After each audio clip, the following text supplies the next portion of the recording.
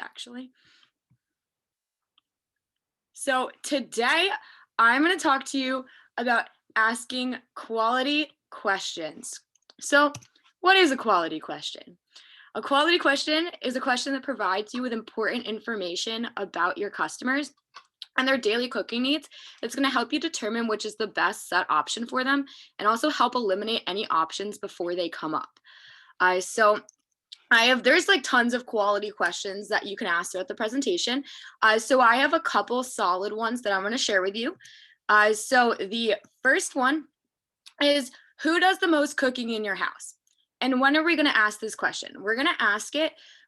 You like write this down. I don't know if you have your present. I wouldn't actually put in your presentation right now. Just write it down in your notebooks. Everyone has a notebook, right? Okay, cool. Write it down in your notebook and you can insert it into your slide presentations after my workshop. So just write it down for now. So you're gonna insert this before asking, do you cook because you have to, like to, or love to? And what asking this question is going to tell us a couple things. It's going to tell us how much time your customer is actually spending cooking. And that's important to know because are you sitting down with the right person? Like, is there someone else in the house that's doing more of the cooking? And if there is, ask the person you're on the presentation with, oh, are they home? Like, if they say, oh, it's my husband. Oh, is he home? Can he come join the presentation right now? If he's not, like, no worries. Like, you'll just know to emphasize like the trial period when you get to that. But if he is, like, that's awesome. Like, that's going to help, like, it's going to help with a sale later on because he's the one doing the most cooking. Even if it's like, if Mrs. Jones says, oh yeah, like my son is the one who's doing the most cooking, great. Like, is he home? Join the presentation. You want the person who's doing the most cooking to be in the presentation with you so you can help eliminate the objection later on, like, oh, I'm not really doing the, like, I'm not cooking. um and then, but also, like, knowing who does the most cooking, you're going to be able to tailor other questions throughout the presentation to that, like, person, even if they're not there. So that will make sense a little bit more as I start, like, giving you more questions. But you definitely want to be like, you want to design the presentation around the person who's going to be cooking the most. So no, I didn't go to the next slide. There we go. So another quality question to ask is, when is the last time you replaced your knives? So you're gonna ask this at the top of the common complaint slide. And you're going to get like one of two responses. You're either going to get, I've had them for a couple of years. And if they've had them for a couple of years, they've probably had to replace their knives at least once already. Or like they just moved into an apartment or whatever house, something like that. But more likely, because you're sitting down with qualified people, it's because they've replaced their knives at least once if they're saying they got them like replaced recently. So a great follow-up question to that is, oh, cool. Is that the first time you've replaced them? And if it is, it isn't, doesn't matter. They've at least replaced them once. So you're going to follow up with Mrs. Jones. Most people replace their knives 3 to 4 times in their life, which can cost thousands of dollars. So we're planting that seed that, like, hey, like, you've already replaced them once. You're probably going to have to replace them again, and it's going to be pretty expensive in the long run. Now, if the customer says that they've had them for more than 8 years, guys, their knives are straight up trash. Like, knives only last 1 to 2 years. Or they honestly, they have quality knives, but that's a good thing too, because they understand quality knives and they're gonna understand Cutco better. Um, and a great follow-up question to ask after that one is, what kind of knives do you have? That way you can really clarify, like, oh, do they have like trash knives that are literally like they're forcing like through food, or do they have quality knives? So again, that's going to help you help provide you with some information for later on. Cool. Another quality question is, what type of food do you enjoy cooking? And great place to ask this is on the slide is like selecting the best option. It's right after like right after we go through all of like the pieces.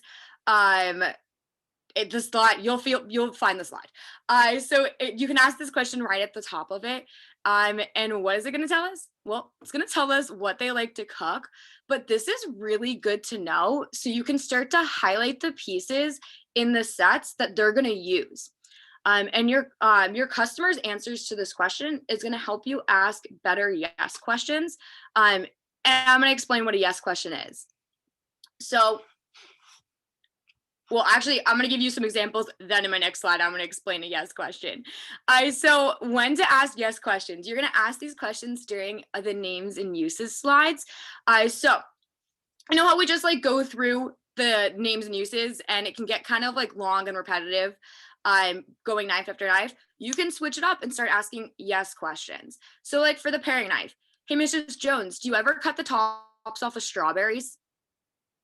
Yeah, like actually for this part, can you guys like participate? Like say yes with me, okay? I cut the tops off strawberries. What was that? Yeah, I cut the tops off strawberries. Of course I do. Awesome. Great. How about like do you ever take the skin off of fruit? Yeah.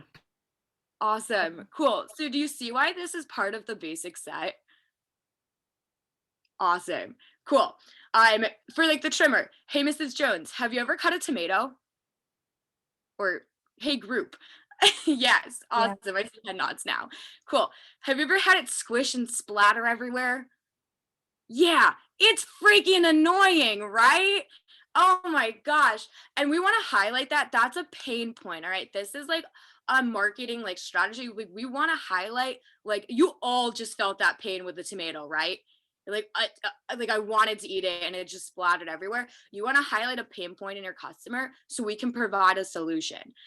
So after that, I didn't write it in here, but you're gonna be like, great, like you're gonna need the trimmer, like never again with the trimmer, Mrs. Jones, like you will never squash a tomato, like it's perfect for that.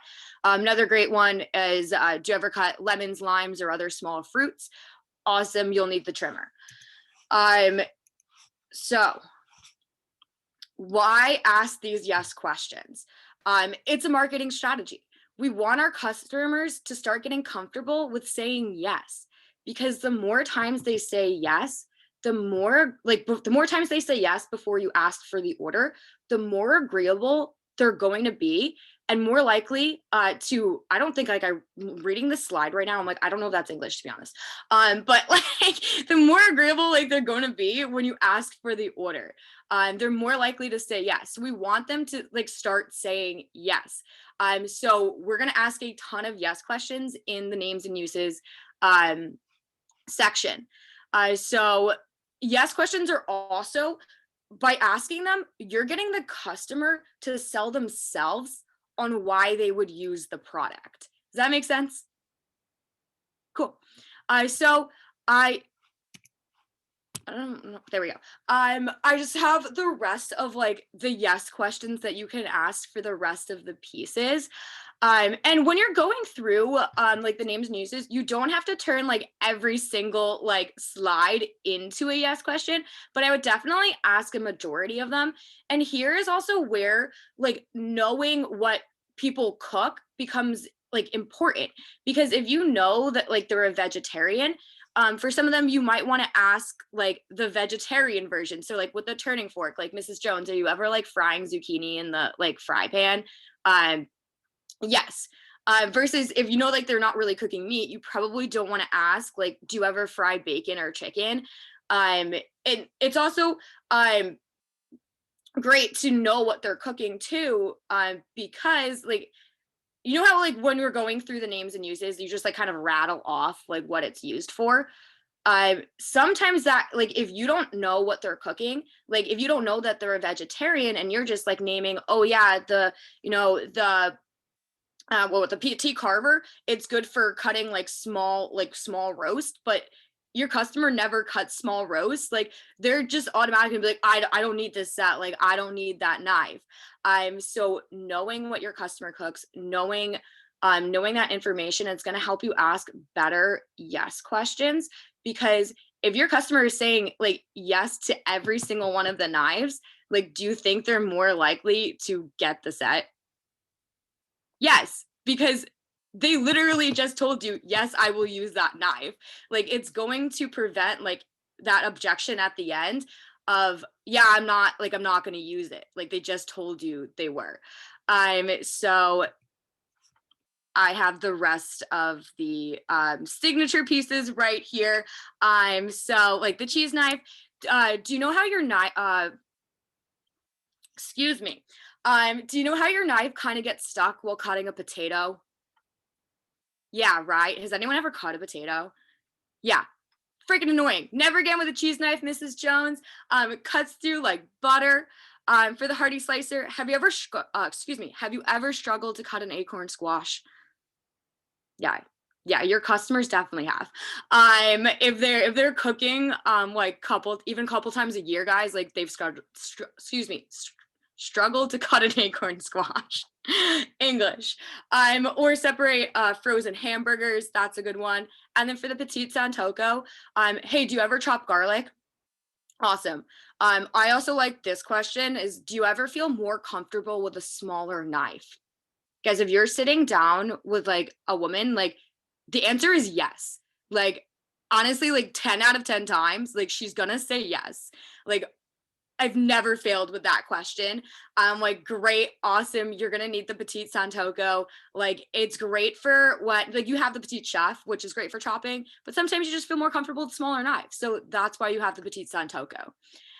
So those were my tips on how to ask better quality questions throughout your presentation. So I hope they helped. And I don't know where the stop sharing button is. Oh, do you want me to go back? So like, did you want to write them down? Do we need more? Okay. Did you guys get the paring knife and the trimmer? Oh, I saw Amy shake her head. I'll give you some time to write it down.